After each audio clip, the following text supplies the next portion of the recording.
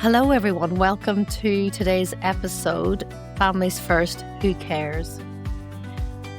Who cares in the world of fostering?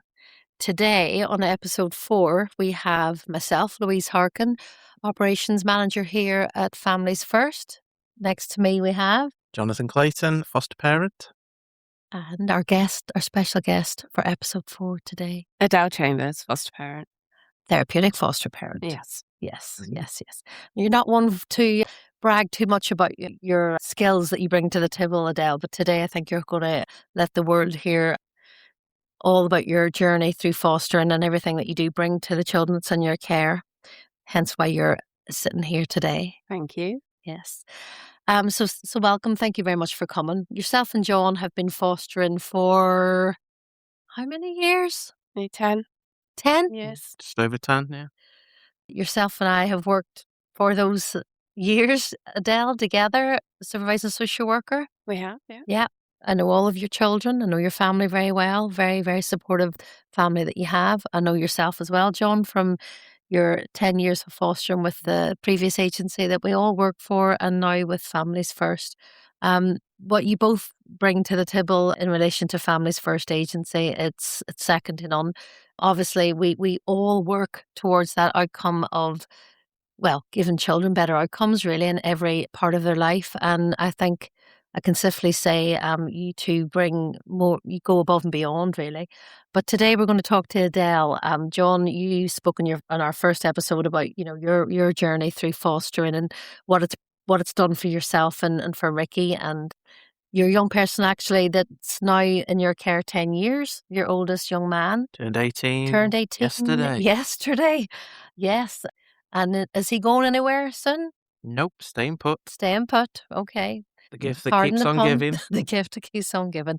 A lovely young man. And yeah, you've had your trials and tribulations, as it were, but he's part of your family. Yep, he's nothing's easy in life. Family isn't easy. No. You don't give up, and that's something that we will never do.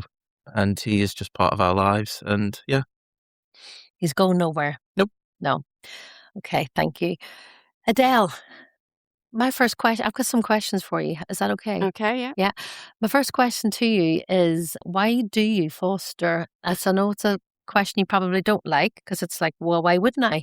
But why do you foster? Why do you care? It is a question I don't like because I don't really know how to give a simple answer. I don't have a specific reason I do it. It's just something in me that compels me to do it. Since I was a little girl that used to watch Newsround on the telly and see all the children that were struggling, I wanted to go and bring them all home. Yeah. Obviously, my mother said no, rude, but yeah, that's been something inside of me my whole life. I've been involved one way or another with looking after people, taking care of children, being involved with people who are vulnerable. It's just something I've always done, from babysitting 6 and 9 children at a time when I was a teenager to having my own children and then extending our family. And you're, if you don't mind me saying, you live here in Shropshire. I do. And you've lived different parts of the county. You've lived in Wales. I have, yeah. Where was it, or at what point did you say, no, I'm ready now, that now the time is right to foster? Back in, actually it was maybe sort of 2015, 2016, I was looking after a friend's children who she wasn't able to care for them for a little while. Mm-hmm. And it just reinforced all the more the need in me to do this. And then I had a change of family circumstances in 2016. And yeah, I spoke to my children because in my home, I'm not a foster parent. We're a family that foster. It's always been right from the word go, a joint decision, a joint, we've all done the foster to journey, journey to foster training together in inappropriate ways because they were obviously much younger then, but they took part in every assessment that I did. So it was literally, it's a joint thing. Yeah. But I think that feeling and that way of working and that approach has worked so well for you because you've been a single foster parent for a long time, Yeah. and you've had that support around you from your family, and you've got, you know, your older adult children at home, some of them. Yeah. And with that, you get that alongside support, don't you? Because that emotional and practical support is everything in the role of fostering, isn't it? Absolutely. People, people say lovely things about I know they're adults, but they're still my children. Yeah. And I always say I'm in awe of them. They are amazing people. They're grounded, they're kind, you know, they've just got amazing souls, and every bit of them goes into the fostering as much as everything I put in, and I learn from them all the time, and I always have done. Yeah. And I think that's an important part that we bring together. I Yeah. think that's what people forget, is that it is it's a home, it's a family that fosters. It's not just one person's responsibility in that house. Absolutely. And the thing that you're enriching the lives of your own children by bringing them along the journey. A lot of people are scared to do that, aren't they? Mm. Their own children. Is it going to affect my children? How is it going to impact them? And a lot of the time, I think it builds a lot of resilience with your own children. And Absolutely. I think people are right to think about the impact on their own children. totally. But I think also what's important is you don't think about just the negative impact. There are always challenges. There are challenges just in your average family home Mm. nearly all of the time. But the positive impact that it's had on my children, they've learned so much about who they are, the kind of relationships they want, how they want to be, how they interact with people, what they can give of themselves, and what they can expect out of relationships too. Mm. And they're able to share all of that. Such a positive. Such a positive. But what I love about your family in particular, you sit around the table every evening. Yeah. You share the ups and downs of the day, but and you let the children that's come from foster care see. You've got a sibling group of 2 at the minute. You let them see, or they're able to see and model and see by example your own children not having the perfect of days, and by you guys all sharing that same approach of no, we haven't necessarily had a good day, or I understand and empathize with that.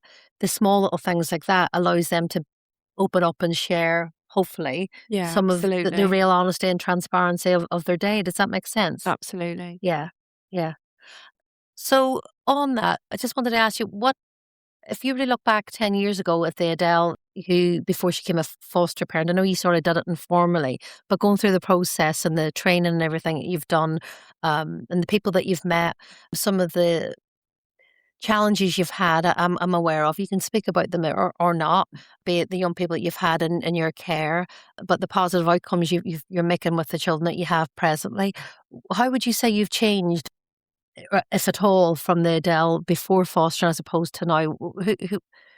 What do you see any differences in yourself, or have you seen any Yeah, growth? I mean, the last 10 years has been a massive learning curve for me. I Mm. mean, I wasn't blind coming into Yeah. this, and I was very realistic about things. But how can I put it? I just think, like I said, I've learned a lot from my kids. I've learned a lot from the children and the people that I've been involved with. I've done so much training Mm. with the fostering agency, and I've learned so much from the other foster parents. I think my life is enriched by it, Mm. definitely. I have I don't view life differently, Mhm. but I think I have a lot more resilience than I have. I've always known I was a strong person Yeah. because I've survived a lot. I've been a survivor. Yeah. But now I believe I'm a strong person, and I believe Because you've been I'm tested in some ways. absolutely Yeah. time and again. And I believe that I'm capable of, sharing and instilling that and helping others to believe in themselves with that, because you go through so much life experience, and to be able to use that for good reasons Aye. and to help others overcome, challenges in their lives and adversities. Yeah. It's yeah, it's just huge. I There's not like a time frame on that because everyone's different, but I think when any foster parent's is successful, whatever that means, but successful in the sense of they've got a child long term, you've got children in your care this last 5 years, John, you've had children in your care for the last 10 years, long term match to you. Um, what I then see from the skills that you have and have learned about yourself and what you bring to the table and all the training that you have done, you guys are like mentors and also able to help those other foster parents come through into the fostering journey. You have both attended Skills to Foster, which is that couple of days training where the applicant gets to understand what's the systems, as it were, with fostering and the protocols and the policies and all the different things that's involved in your role as a foster parent. But with the both of you, you will tell the good, the bad, and the ugly of what comes with it. And I think we would all agree in some cases it's not necessarily the children sometimes that will bring the difficulties to the situation that you're in or the role that you've got. It's the system sometimes and the lack of resources. But what we've become very good at and very inventive with, especially with Families First and with your input, both of your inputs to the agency, is the empathetic listening, the training that you have done previously, and the communication that you are able to use. Are very, very strong, and you've got very good, strong skills in that area where you're able to just really, really help and empower other people, especially if they're going through their own stuff, as it were. Um, and I've seen that with my own eyes, how you have really made a massive impact on other foster parents, but also some of the children in our agency. And I want to thank you with that. Adele, you're always striving to, I don't know where you get the energy from, but you're always striving to give back. You know, you've got 4 of your own children. You've got your oldest, you've got your twins, you've got your youngest daughter who's now 19. 19, yes. You both share the same birthday and they're all doing really, really well in life. Some of your children have actively got engaged in some of the training for our children. Some of that's around phone safety, keeping children safe with their phones. It's part of the world that we're living in these days. And your young person, your birth son, has got involved in helping children try to keep themselves safe, which has been powerful and has also helped him with his own well-being and confidence. So I've seen that firsthand, how that's helped. But I just want to say, I do not know sometimes where you get the resilience from, in the sense of like what keeps you going? Where do you get that inner strength from, do you think? Is it I something that's like that's come from the training? Is it a bit of like who you are as a person, do you think? There's definitely an element of it's who I am. I've always kind of had this thing where, as I said, I've been through, many different things in life, and I've always been, "Oh, well, that didn't kill me. We'll get up tomorrow and Yeah. start again," Aye. and I think you have to do that with a lot of things Uh-huh. because otherwise you could drown, Yeah. you could sink with it. But definitely the support that I've had from yourself, usually over the years, from, the other foster parents with John and our therapists that we have and the resources that are given to us, that's hugely kept me going. Yeah. There are Mm. times when it's really challenging and it's overwhelming. And, you just don't know. Sometimes you lose a little bit of yourself and you wonder, am I doing right? Am I doing Yeah. good You question enough? yourself. Yeah. Absolutely. And to be honest, I think you should, Yeah. because nobody wants to become complacent with somebody Yeah. else's life, do But they? that's a good professional, because we're Always reflect. always Yeah. reflect and Always. question those responses that you give and stop. And yet, because in your role as a foster parent, that's a really good point that you've made, Adele. But in your role, it's not, when you're a parent and a child, you're starting with some of the children and care, where you're starting from scratch, aren't you? You're having to sort of reparent them and help them to get that identity back and get Mm. themselves back. But you have to question every approach that you use with those children, because you sometimes, well, you can overthink it too then, can't you? But you really have to allow yourself to reflect, and I think a good foster parent is one that does that. You're able to do that in our bi-monthly sessions with our therapist, Sarah Dillon, and I think keeping up attending those face-to-face training sessions that we have really does enforce that sense of that you are trying your best, you're giving it all you've got, and that's as much as you can do, Yeah. really, isn't it? Yeah. I And mean, and Go ahead, sorry. I think that being a foster parent is overlooked sometimes, and I think we are guilty of not classing it as a profession. It is. You think of the hours that you've put in, Adele, Mm, the training that you've done, the way that you reflect over situations. That is very professional, and that is something that we have to wear many hats. We have to wear many different capes Yeah. to to deal with the children and the other professionals around us. And I think that's It's not a 9 to 5 job, is it? no, it's 24/7. Yeah. 7 days a week. Takes a lot out of you, but it sounds a bit cliche. It includes in the title, "Families First Fostering." It is a family, and Yeah. that's the thing. You it's not just your own house and your own family. It's the family that you are with on the journey, which Families First, with all the other foster parents, with the staff. It's just Yeah, you're not doing it alone, are you? no. No. No. No, absolutely. Yeah, it's that the branches of the tree, like, we have that as a logo, don't we? The tree, Mm. the tree of life, the different families, the branches, the children are the little leaves on the tree.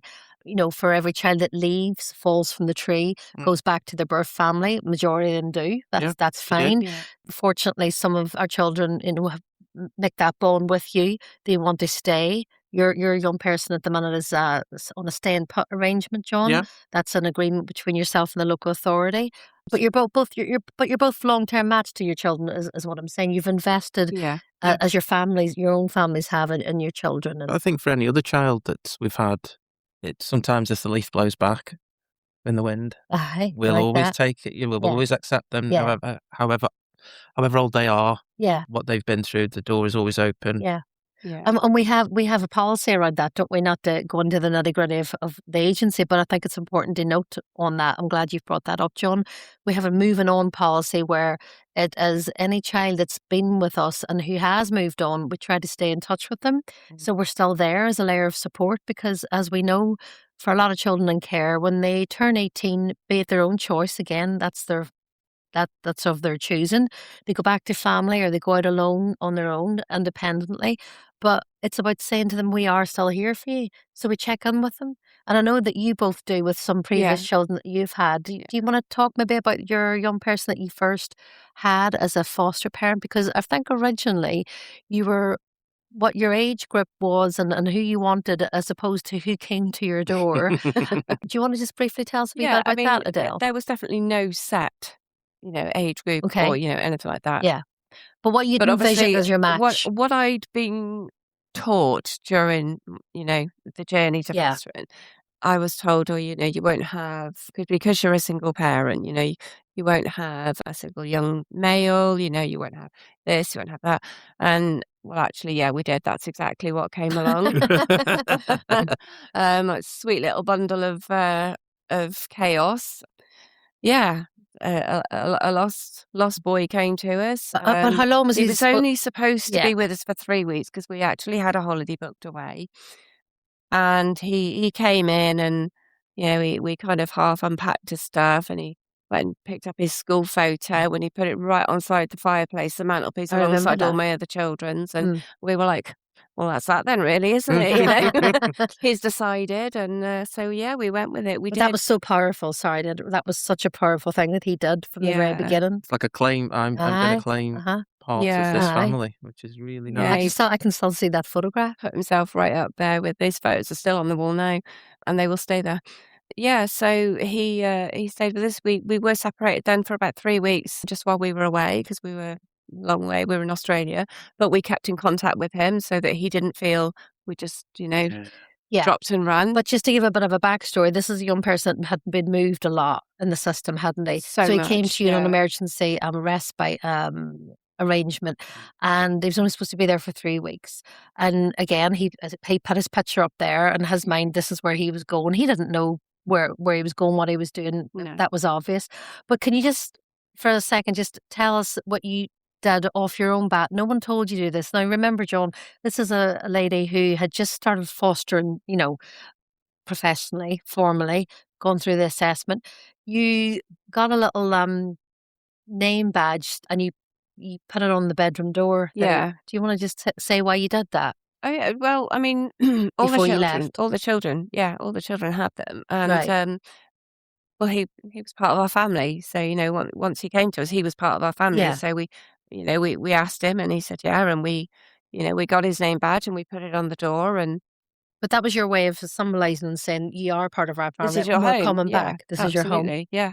I think with fostering, there's a lot of thinking outside the box, and you have to think on your feet as well. Mm. Very Yeah. quick sometimes. Yeah, you do. Sometimes you don't get it right, but Mm. I think that creative thinking about finding a solution for something or just that. And I think for you, Adele, it's a bit more instinct sometimes. It's just something you've always done. Yeah. And you've probably been fostering before you were fostering. Yes. Yeah, You absolutely. hit it on the Yeah. head. Mm. So he stayed for how many 4 years? years. 4 years. Yeah. And how's he doing? As far as I'm aware, he's doing okay. He's still in touch. He actually messaged me this year, a couple of days before Christmas, because he was going to be busy. So he said, I won't be able to message Christmas Day and Boxing Day, so I'm going to do it now so that we don't forget that, and we Yeah. never forget, Yeah. Every year we still put his little decoration up on our Christmas tree that was his and things that Oh. he made. He's still very much a part of our family. He was a huge part of our life, and he always, always will be, Yeah. as will any other children that come Yeah. through the door, whether it's for a day or a decade. With fostering, it's a role that is all consuming, really, isn't it? I think we'd all agree in that. Yeah. To keep yourself mentally and physically, on top gear, as it were. How do you do that? Because it can be emotionally draining. These children can come in with, they could come in with so much love and wanting to feel like they belong, but that in itself, could be quite draining. How do you keep yourself emotionally strong? We don't know, do we? No. Can somebody tell us? Well, you're still here, still doing it.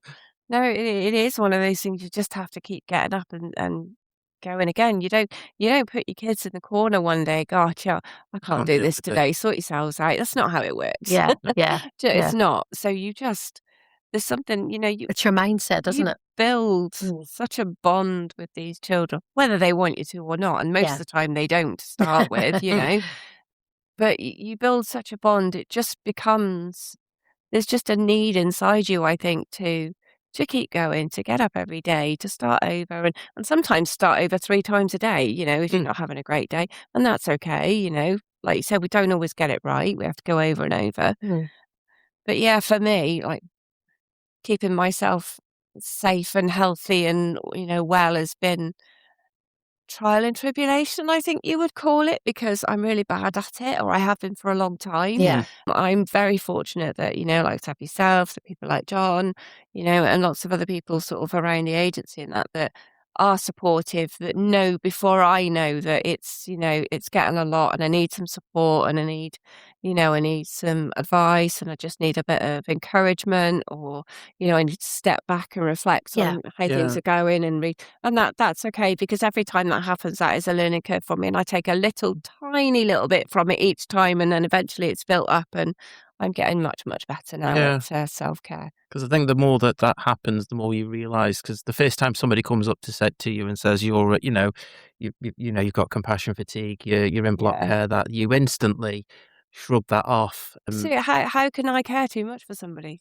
I'm here to be here for. How does that work? You have to get that round your head. Yeah. But the more you trust the other people around you as the family, Yeah. when they help you, you accept that more, and Yeah. that's when you grow. Yeah. And I think that's what's happened to me over the time. Yeah. I think, some of the training that we've done, we think outside the box, don't we, in some ways. We're very fortunate to have Sarah Dillon, a therapist and author of many books, with us in the agency. And she keeps us straight in regards to, making sure that you have that essential maintenance, as she calls it.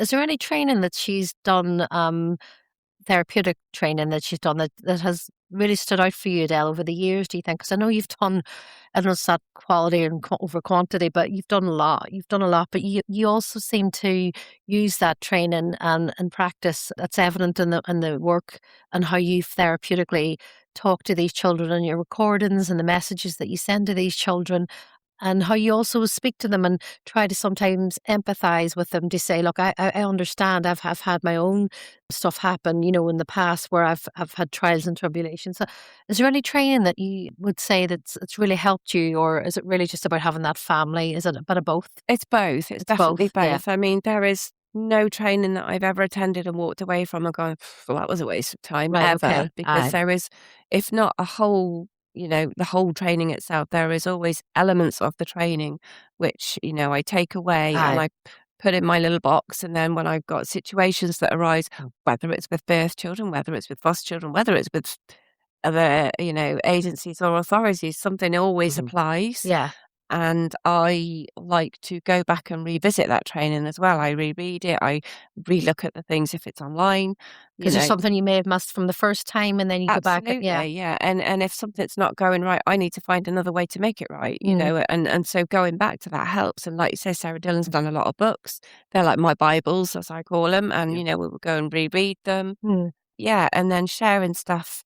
Sometimes the stuff with the training, it's really good and it's informative, but there could be a circumstance where none of it really fits quite, because it's as much as you've got, your rule book, sometimes the rules don't always things don't Apply. adhere to the rules. So at that point we'll come to other foster parents or yourselves, and we'll be like, this is a situation and I've tried this and this and it's not working. What can I do? Yeah. And that's where a big part of it comes in. I think with a lot of the Sarah's training as well, it doesn't matter if you've been on them before, always go on them again, because there's always a nugget in there that you find. There's always something that you will learn every time you go and see her. Yeah. And it's so real. She keeps it so real. It's probably because as well that she was a child in care herself, so she's able to give you that. She's able to allow you to get under the brain of the child, as it were, isn't she? To sort of have an understanding of what it is. That raw experience. That raw experience. I've living in been their through shoes. this. Yeah, and I've come out of it, and this is what will help. And the impact on the lives she's changed over the years it's going to be phenomenal. Aye, and because I run with the training every year for the agency, I'm always trying to understand. Well, it's like any job, you can come a bit. I wouldn't say the word complacent, but you can become a bit disillusioned sometimes because of the system that we have, that we're in as well, or maybe even from the challenges some of the children bring to your home. So it's always important for me to try to bring in people that are empowering, that work in different sectors out there, be it the previous guest that we had, Joe from Bright Star, the Vision, an organisation up in Liverpool who came in last year and did a conference with the foster parents and the children who had children that were in care, that are mentors now for that organisation, and then they themselves tell their story that allows that young child that you have in care to think, okay, I'm not the only one that's loved through this. There's other people and they've come through it all okay. Because I think, would we all agree that our children that we have in the agency or in care in general, they come from that fear-based mentality, don't they? A lot of their behaviours are fear-based in the sense of they don't trust. The trust has been broken and you've really got to start afresh. But you have both shown how you can make really positive outcomes for your children, and you've had some really difficult children in your care, and you have really, really made a difference, really. But we're aware, like again, with any role, and it is a professional role, that you have to really take care of yourself. And that's why we at Families First really want to make sure that you speak and say that, you're not okay, and be open and transparent about that, because you can always tell. Honesty and transparency is key. I don't think anybody could do it without being like that, can you? Absolutely not. No. Yeah. Is there anything else that you wanted to add? Is there anything that in the last 10 years, or maybe in the last year, or a bit, your own bars has come, or any situations where you think, oh, you know what, I could just go and stack some shelves in Aldi and that would be much easier thing? Yeah, absolutely. I'd be a liar if I said that, that's not the case. Yeah, I've had, obviously, I've had situations, I've had times that are challenging, not specifically from the foster child. Yeah. It's, like you said, outside influences. Sometimes resources are not available that you need when you need them. And it is, it's like, it's tough sometimes, and when you feel that you can't find solutions and be the support that you want to be and be the example that you want to be, it's just really challenging. And you do sometimes think, oh, am I good enough? Can I keep doing this? But yeah, hell, absolutely. There's no way. Do you ever feel like you've got like two people talking to you, like you've got one Absolutely. One on one shoulder, one on the other. Absolutely, yeah. Saying, "I don't know if I can do this anymore," while you continue doing the things that you do and make plans to continue doing it in the future. But there's no way I couldn't ever not, I don't think. Mm. I think my heart would stop before that happens. And that's completely natural Of course it is. Yeah. to think about that and to Yeah. And it's okay sometimes just to say you're not okay and just take pause. Again, use that word reflect. Take some time out, like all parents have to do, have a holiday, have a break. I've learned how important that is, and it It's really is. it's invaluable. Yeah, it's huge. You might think it's just, just carry on, carry on, carry on, and actually, no, No. you can't. If you're not your best self, you can't be your best for other people, I think is what I've learned. Mm. Exactly, exactly. And you're getting much better at that, which is great. Thank you. And I wish for you many, many more years in fostering because you, as I say, you've been a real asset to the agency. And yeah, we would be the children would be lost without you. So thank you very much, and thank you for coming on today. We've really enjoyed hearing your story. And John, as always, thank you for coming in. And we'll be back in about a month's time, I think. We should be, yeah. Yeah, yeah. Well, a couple of more guests, and stay tuned. We'll catch up with you then. Thanks, guys. Have a good day. Thank you so much. Bye. Bye.